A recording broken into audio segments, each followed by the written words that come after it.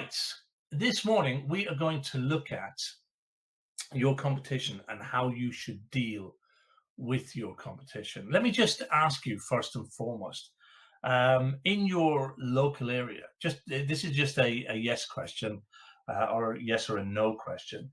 In your local area, do you have competitors? Do you have somebody or people or some people who you feel that you are competing against? I don't know. They're always doing the same quotes. They're always outbidding you, and so on and so forth. But do you have in your area, reflecting on your business, do you have what you would call competitors at this moment in time? And please be honest, and don't try and do sort of clever answers. Just honestly, do you have people in your area who you deem to be your competition?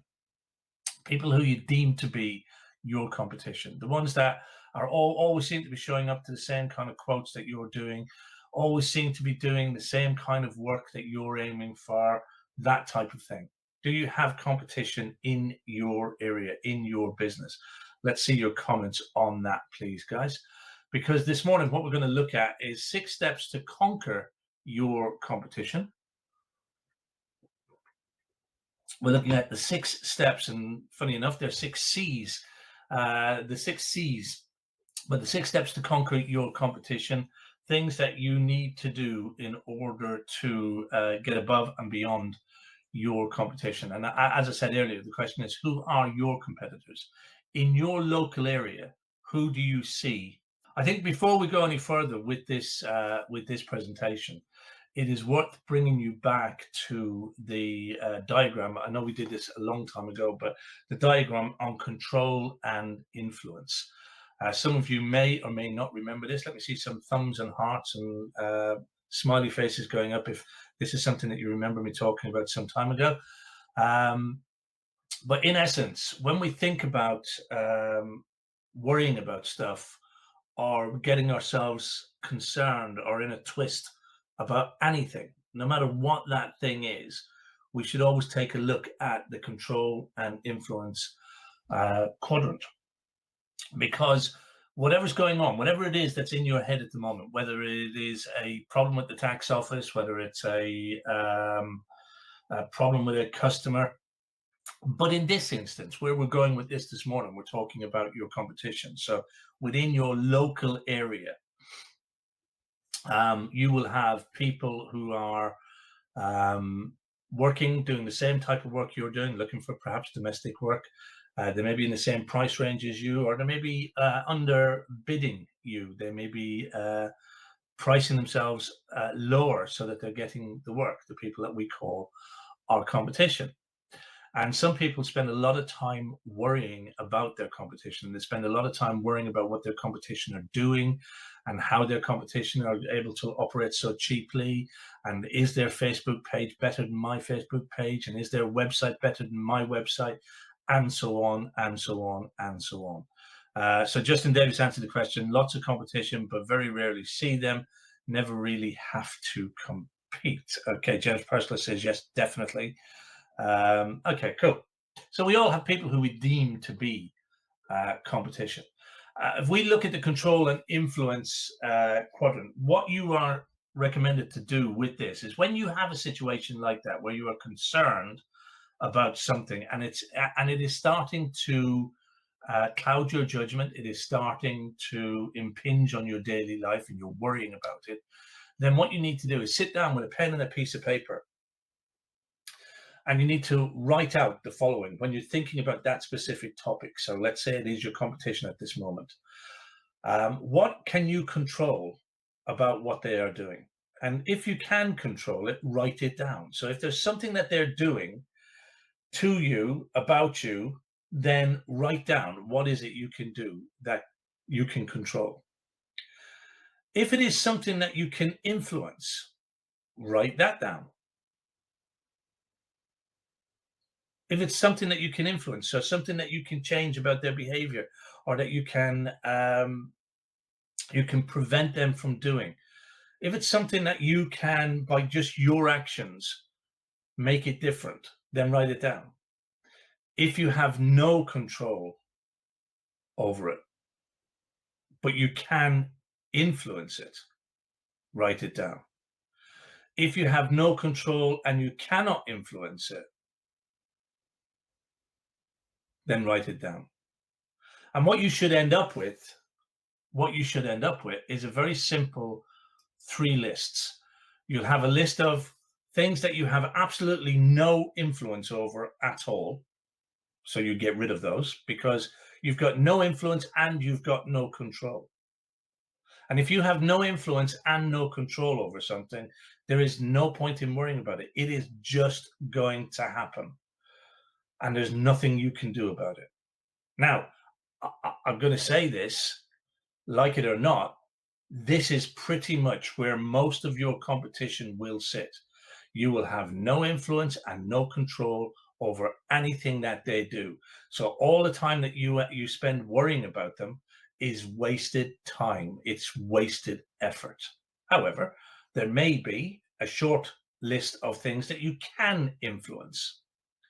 So, for example, you have no control or no influence over where your competition advertise, right? You have no control and no influence over where your competition advertise. So there's absolutely no point worrying about that. If they show up in the same magazine as you, no point in worrying about it. If they show up in with leaflets in your local area, no point in you worrying about it. If they're on a radio advertisement, no point in you worrying about it, okay? Because you have no control and you have no influence over that. But what might you have influence over? You may have influence over how the customers in your local area see you. Are they seeing you frequently enough? So if this person is promoting and advertising in a given area, and it's an area that you want to get your customers to recognize you for, then you can influence that. You can influence that by making sure that your advertisement stands out. You can influence that by making sure that you do some more leafleting than the other guy. You can influence that by making sure that your magazine ad is prominently placed and it hits all of the right spots. You can influence that by making sure that you have Facebook targeted ads at your local community.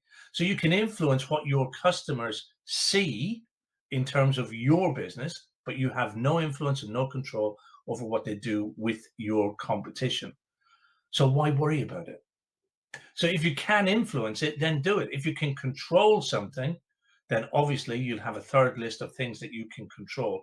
Very limited amount of things you can control when it comes down to your competition. Very limited number of things. But let's give you an example, shall we? Let's say your competition turns up to 100% of their quotes. Let's say every single time somebody calls them and asks them to do a quote, they provide them with the quote, they show up and they do the quote. But you, at the moment, you're running at such capacity that you're not able to, or you forget, or you have a habit of jotting it down and getting around to it eventually, right? Can you control that? Of course you can. You can put in place a mechanism and a system whereby you respond quickly to 100% of your quotes as well. So don't worry about the things that you can't influence and can't control. Change or do the things that you can influence and control the things that are ultimately within your control. Now, we're talking here in terms of competition at this present moment in time before we get into the 6 steps. But this applies, we've gone through this before in the toolbox for other reasons, but this applies, this control and influence matrix applies to every single part of your business. I would go as far as to say every single part of your life. If you have no influence and no control over anything, there is no point in worrying about it at all. If you can influence something to move in your favor, then do what you can to influence it. But don't worry about it. Do what you can, and then let the chips fall where they fall.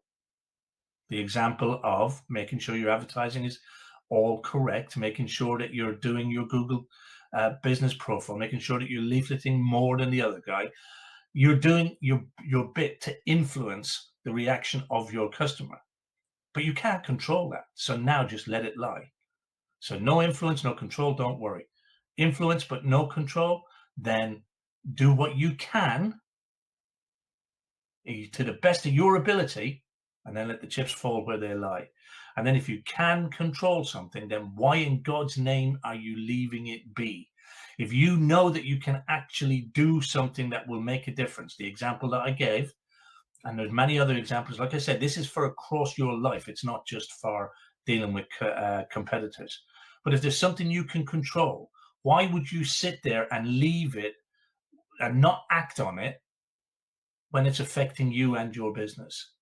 So the example, as I said, that I gave was quotes. If your competition's going out and visiting and quoting quickly every single time that they get a quote, it's no wonder they're winning business ahead of you.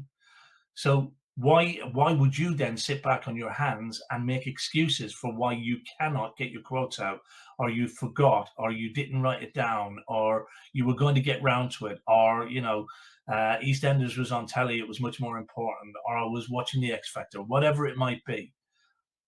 If it's in your control, why would you not actually act on it, and why would you not actually do it? I think I've mentioned here before, well, I certainly have mentioned within the toolbox before.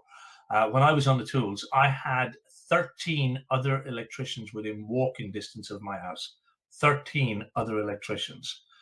And I didn't see them as competition. And you know what? In most cases, it is in our head. We get fixated. We're going to talk about fixated in a minute, but we get fixated on what other people are doing, when the reality is it has no real impact on us at all. Or if I go back to the top of this, you've got no influence, no control over it. So why worry about it? Whatever they're going to do, they are going to do. You cannot control it. You cannot tell them what to do. You can't make them act. You can't make them react. You can only do what you can do, and you can do things to influence how people see your business, how frequently they see your business, how well they see your business, how well your business is presented. And you can control things, certain things within your sphere of influence. And if you can control things, then why would you not do it? Why would you not answer that telephone? Why would you not act on that quote? It's easy to sit back. Like the other expression I use from time to time, you can make excuses or you can make it happen. If you know that you could do something better to influence your customers, why would you not do it? Why would you make an excuse? You do it. You act on it.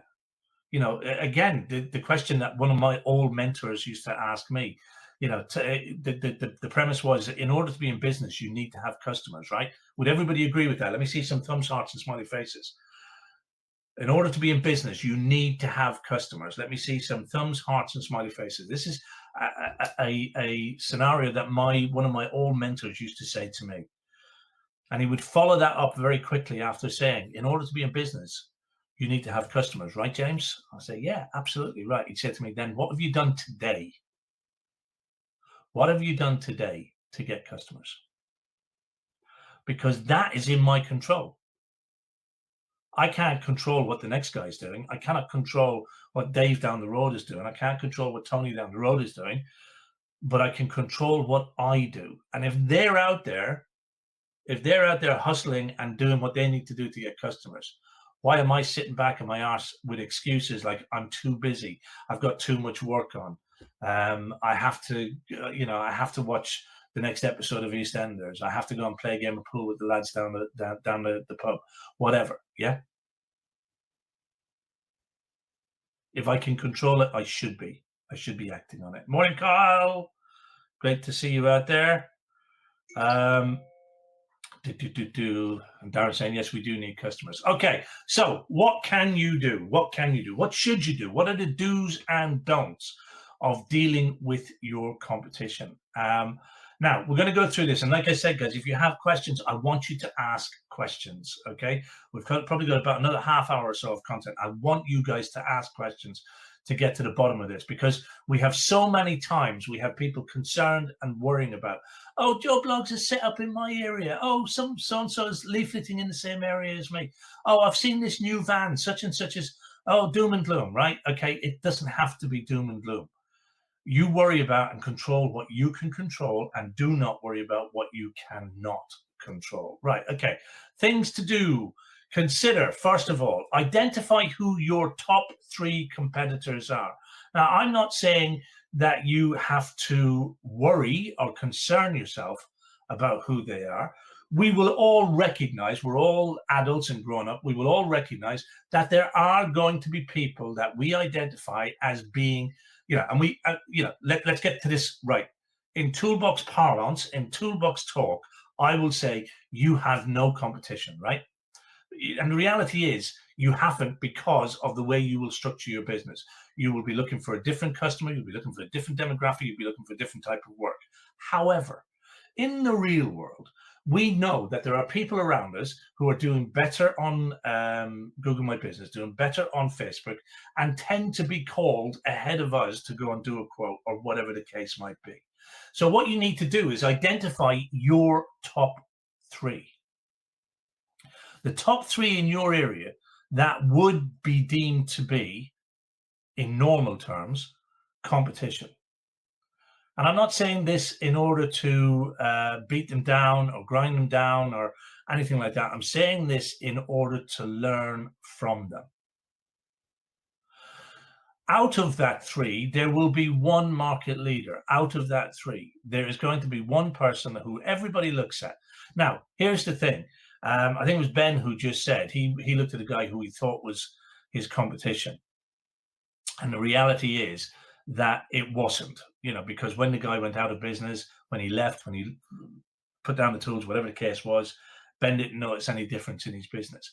My sense is that when you do an exercise like this, you're going to discover that your worst fears do not actually come true, because you will be looking at your top 3 competition that you believe, inverted commas in here in your brain, that you believe are a hazard to you. You believe they are a risk to you. You believe that they are a threat to you in your business. So by looking into them, by researching them, by understanding a little bit about them, it alleviates some of that pressure, because you start to see the faults and the failings, but you also start to see what it is that they're doing well. Okay, what it is that they're doing well. So what you need to do is write up a list of the things that they are doing. What is it that they mainly get called for? Because there will be, are they mainly being called for fault finding? Are they mainly being called for rewires? What type of work do they mainly end up doing? And then look at it and think to yourself, right, I've niched my business according to the toolbox way. I've niched my business as far as my customers are concerned. I've niched my business as far as the work that I do is concerned. So is this individual really a threat to me? If they're after a different type of customer, yeah, they may be in the area. Yes, they may be doing extremely well. They're doing great business. They're earning great money. But are they really a threat to me if they're not targeting the same customers, or they're not looking for the same type of work that I'm looking for? And you'll start to realize that perhaps they are not the threat that you thought that they were. Now, if you discover, and it's likely, but if you discover that they are targeting the same type of customers that you are targeting, and they are targeting the same type of work that you are targeting, then what you need to do is what we call model their behavior, if they are doing things right. Now, notice I'm saying model their behavior, not copy. So if they're doing extremely well, and they are targeting the same demographic that you're targeting, and they're targeting the same type of work that you're targeting, then why reinvent the wheel?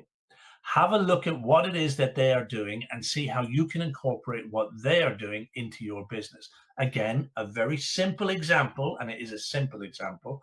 I don't mean if their van has a big bright fucking logo on it with a screwdriver and a light bulb, and that you copy that. That's not what I mean, right? What I mean is, if, for example, you see that they're blogging every single week, they're writing a blog every single week, then it would be a great idea for you to write a blog every single week. I don't mean copy their blogs, but if their behavior of writing a blog is helping them in that area, then it's a good idea for you to do the same. And it may be an idea to do some keyword research into the blogs that they're writing and see what keywords they're using. Absolutely, that's research, but it doesn't mean copying their blogs. If they're updating their business profile, their Google business profile, if they're updating that on a regular basis, every fortnight, every month, whatever it is, if they're uploading photographs, if they're doing updates on their Google profile, then you should be doing updates on your Google profile. So look at a list of the things that they are doing. Look at a list of the services that they're providing. Try and figure out the customers that they are targeting. And from that, figure out, are they a threat? Yes or no? And if you sense that they are, if you feel that they are, then model what they're doing. Take a look at what it is that they're doing and see what you can do. So identify your top three. Isolate who is the top one, who's the actual market leader, because that's the one that you really want to think, how are they getting to the top of Google? How are they getting all the interactions on Facebook? How are they getting all of the calls? Okay, but do not become obsessive about this. This is an exercise in you either deciding that person is targeting a completely different demographic than me. Yeah, they're doing well. And this can be the case. They're doing well, they're doing great, but they're not impinging on your business. Okay? You don't have to worry about it. If they're doing well and they are impinging on your business, then you've got to think, how? What is it they're doing better than me? And this is where you write up your list, you check off against what they're doing, and you go back to, can you influence it? Can you control it? If you can control it. So for example, if they're updating every 3 weeks on their Google business profile, then you should be updating every 2 to 3 weeks on your Google profile. If they're posting every single day on Facebook, then you should be posting every single day on Facebook. If they're blogging twice a month, then you should be blogging twice a month. Is this making sense, guys? I need to know that you're understanding this. Let me see some thumbs, hearts, and smiley faces. It's not about obsessing. It's not about worrying about what they do. It's about looking at what they do. And if it's had no impact on you, regardless of whether they're doing well or not, if it has no impact on you, which will be most of the case, you don't have to worry about it. If it does have an impact on you, then model what it is that they're doing. Okay? Cool. So moving on. Next thing you want to do is think about connecting with them. Think about connecting with them. Why would we want to connect with them? You know, there is an old battle saying, keep your friends close, but keep your enemies even closer. Well, if you deem them to be competition, if you deem them to be that way, and your mindset will change, because you should not be looking at them as the enemy or as competition in that sense. What you need to do is start to get to know them, and you can do that through nice friendly conversations, either in the wholesalers, or invite them for a coffee, take them to the cafe, have a breakfast with them. This is the part of business that a lot of people don't do or don't get involved in, because it makes them feel uncomfortable. To pick up the phone and say to your nearest competition, hey, John, look, I know we're working in the same area and everything, but do you fancy a coffee down the cafe on Saturday morning? Let's have a quick chat. Right? Why do people not do that? Because they fear the competition, or they're concerned that the competition is better than them. So they're afraid that they will look humbled in front of the person. When you start to build allies, when you start to build relationships with people, a lot of things change for you in your business.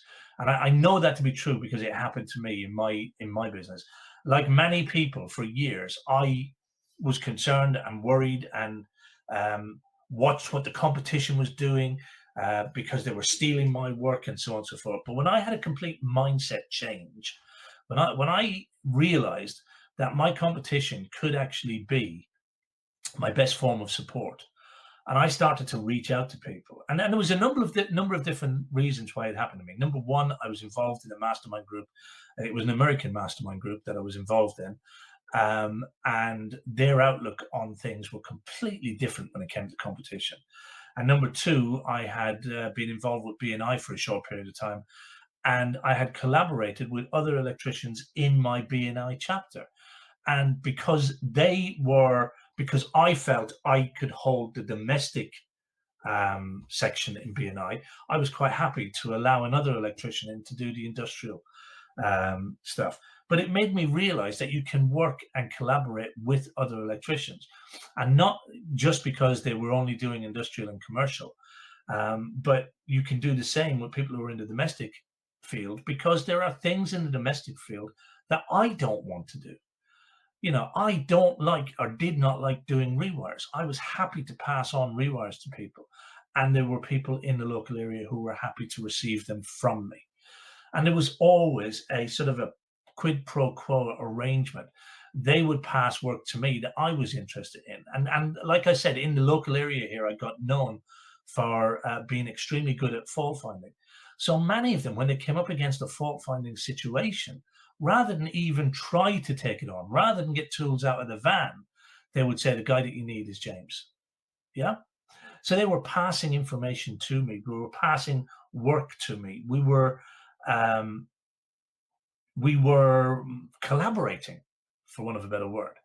But here's the thing: people don't naturally do that, and I'm certain, you know, without even asking the question from you guys, I'm certain that many of you are not doing it at the moment. And I believe you are missing a big trick by just growing some balls and picking up the phone and talking to what you believe is your biggest rival. Remember, we did the list on the last slide, and then you brought it down to your biggest rival, and getting your biggest rival in front of you over a breakfast or a coffee or a pint, if that's the way you want to do it, on a Friday afternoon, if not a coffee on a Saturday or a Monday morning, on a pint in a Friday afternoon in the pub. You invite them. And here's the thing: you have to take the initiative. Other people won't take the initiative. And yeah, he'll be suspicious. And yes, he'll be thinking, what's going on here? What's this guy after? All of that. But you've got to be the one who is bigger and stronger and take the initiative and go, you know, I'm literally trying to build a relationship. And that's what you need to be doing. Just literally trying to build a relationship. You can assure him that you're not trying to steal his work, because you are not trying to steal his work. You are generating all of your own leads. And by talking with this individual, you may find out that while you love doing small install work, for example, you might like going and fitting out light fittings for your customers or doing garden installations. He might hate that kind of stuff, and he may prefer doing fucking pat testing or rewires or inspections. And you may come to an arrangement where, yeah, he'll still promote his business and do his own work. You'll still promote your business and do your own work. But you may get to a point where I got with 3 different guys in my local area, where I got that you actually pass work to one another. When it's something that you are not interested in, when it's something that doesn't light you up, when it's something that's not going to make you money, you can pass it on to them, and they will do likewise to you. But you've got to take control of this. You cannot sit there and think this is going to be easy. Oh, I'm just going to say this to the guy and it's all going to work. No, you've got to put the work in. You've got to do the proving. You're the one. If you're going to make this work and do it properly, and guys, that there is huge value in doing this. It's going to be up to you to lead the field. It's going to be up to you to initiate the meeting, and perhaps the second meeting, and perhaps the third meeting. And it may be you passing work to this person for 6 months, maybe 12 months before they ever pass you anything. And do it willingly and do it without expectation. And build that relationship, because long term, that relationship is going to be worth it. And the other thing that people underestimate is the value of favors as well, because asking for and doing favors for people is a very strong way of building a bond and a commitment with people. So, for example, if you ask another electrician in your local area, if you ask them for a favor of some description, it takes their, psychologically, it takes their guard down to the point of, oh, he needs me. But it will come to a point where they will ask you a favor, and you need to be willing to do that as well. And this favor could be anything from, you know, my multimeter's in for calibration. Can I borrow a meter off you for a day? Or it could be, my extension ladder only goes up X. Have you got one I can borrow? Whether they can do it or not is another story. But by asking, it starts to open up and build a relationship with the other person. But you've also got to be ready for the day, because the day will come when they will turn to you for a favor, because they'll be thinking, oh, instead of me having to go over here to do this, James, he's asked me for a couple of things in the past. Maybe he'll help me out. And that starts to soften and build the relationship as well. Psychological trick, if you like, but worth the effort doing it. It does start to build relationships a little bit quicker. When you do a favor for somebody, when somebody does a favor for you, there's a reciprocity that kicks in. And you will find that if simply by you occasionally passing work to this individual, eventually that will come back to you. By asking them the occasional favor every now and again. Oh, could you do me a favor? I'm going away on holiday. If I have an emergency, would you attend to it on my behalf? Oh, my ladder doesn't reach it. Would you possibly have? Right? Little favors will help you to build up that relationship. So get to know them. Start passing work to them. Ask and do favors for one another as well. So connect with your, inverted commas, competition. It will be so worth doing. List all your strengths in comparison to your competition. So remember earlier, we looked at listing what they do and what they're at. Now what you need to do is look at you as opposed to them and start listing. And again, guys, you've got to do this without being obsessive about it, okay? Please understand that you're doing this from a point of view not to bring down, but to elevate yourself, right? You're not trying to knock somebody else. You're not trying to be better in that sense than somebody else. But what you are trying to do is elevate your positioning so that you are above, so that you are doing more, so that you are seen as more. And they, from their perspective, they start to look up to and view you as the right person to collaborate with, to work with, and so on and so forth. And that the customers in the local area start to see you as being a better option. So what you need to do is look at all of the things that they're doing, all of the things that you're doing. What are your strengths in comparison to them? And you need to carry on operating and working with your strengths. So again, let's look at a very simple example. And these are simple examples. You need to go a little bit deeper than this yourself, okay? So a simple example is one of your strengths might be you're very good at doing your Facebook posts. You do regular Facebook posts. You're constantly updating. You're constantly interacting with people who engage with your posts. You're responding to all of the queries and questions that come in on your Facebook posts. So you discover that that's a strength. You don't have to do a whole pile and just carry on doing what you're doing. But now you discover that your weakness is that you're not blogging regularly enough. So look at it and think, right, he's blogging twice a month. I need to be doing at least twice a month. If he's blogging twice a month, I need to be doing at least twice a month. Okay? So start to look at where the areas that you are weak in. Go back to what I said earlier. If you're not responding to your quotes within 48 hours and he is responding within 24 hours, then you need to up your game and you need to change that. Look at the weakness. The weakness is he's getting more customers, you're getting less customers. What's he doing differently? Where's the strength? Where's the weakness? Engage with the strength, just carry on doing what it is that you're doing, and then elevate the weakness. Work on the weakness so that it becomes a strength. And then publicize your strengths to your target audience. And you do that through all of the channels that we talk about on within the toolbox. You do that from the blogs that you write, from the Facebook posts that you do, from the quote qualifying letter that goes out. So it's not a case of just standing up now and going, oh, I've realized that we are better than. No, you don't do that. Just everything that you do as far as public facing information content should start to talk about your strengths, should start to develop and show your strengths as a business. Make sure that you're, if your customers are engaging with your Facebook posts, are you responding? Are you talking back to them? Are you answering them? Are you greeting them? Are you thanking them for interacting? When people send you a review on Google Business Profile, Are you writing back and thanking them for that review? Are you talking about the strengths that you have at that, during that?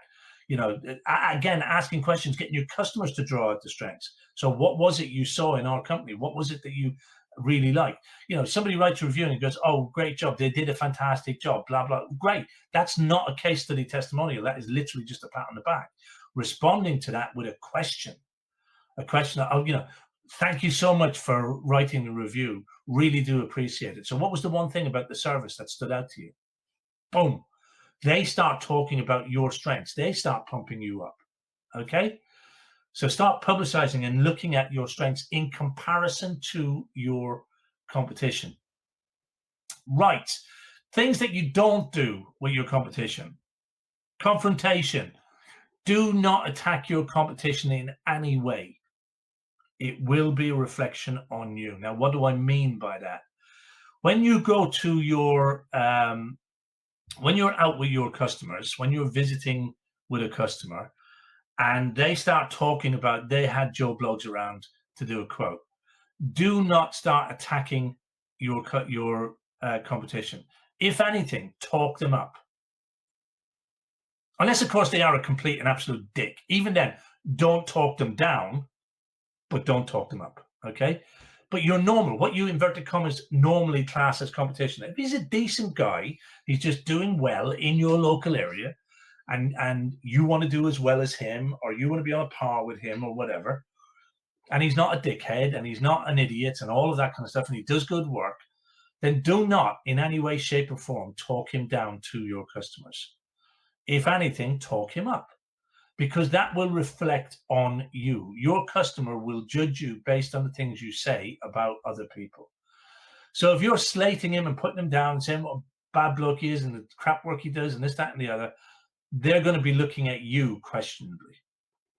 So if anything, just say, yeah, he's a great guy. He's been around the area for so long. Obviously only the truth, but say good things.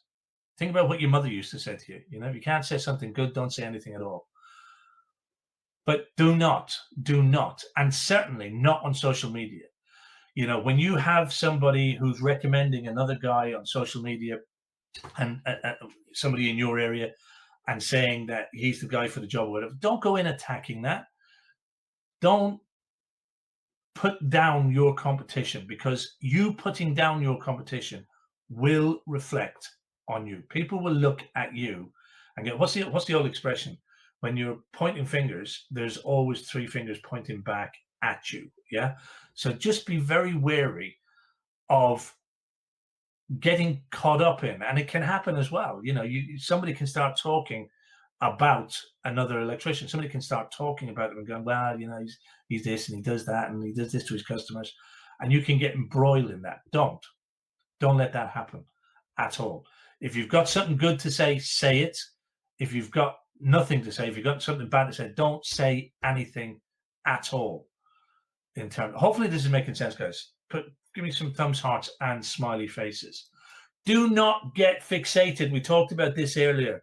Some people get completely fixated on what their competition are doing, and it takes them down a completely wrong track. So, for example, and we've had this in the toolbox, you see that your competition is winning most of the work in the area, right? Hang on, let me have a sip. You see that your competition is winning a lot of work in the area, most of the work in the area. They're doing really, really well. And you start looking at what they're doing, and you start thinking to yourself, oh shit, I'll do that. So you see the kind of adverts they're putting out. You see the kind of posts that they're doing on Facebook. You see the kind of blogs that they're writing, and you start copying and doing exactly what they're doing. You become obsessed, because you think, if I could only be like them, if I can only be like them, if I can only do what they do, then I'll get the success that they will get. They become fixated and obsessed on what their competition are doing, believing that if they do the same thing, it's going to benefit them. And the problem with that is that, go back to toolbox teachings, your ideal customer, your ideal type of work in your ideal area is going to be different to everybody else. So by you copying somebody else, by you getting obsessed with what they are doing, it's going to take you down the wrong road. You're going down the road of their customers, their type of work, their area. And yeah, there may be crossover, but that's not your concern. What will happen is you will lose touch or lose base or contact with where you need to be building your business, with your tribe, with your ideal customer for the type of work that you want to do.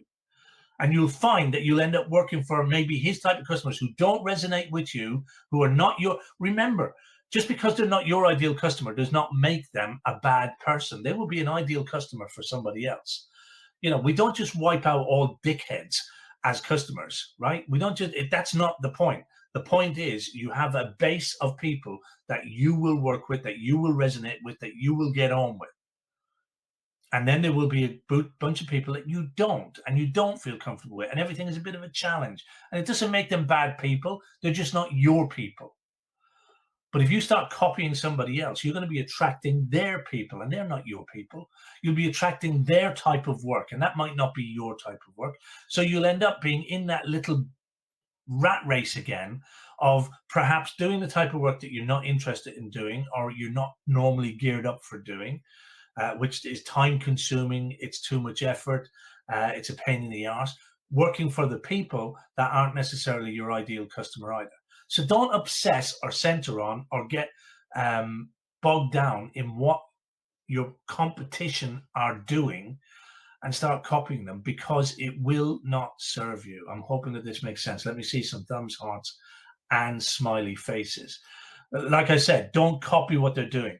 Look, just because your competition is doing something, it doesn't mean that you should do it.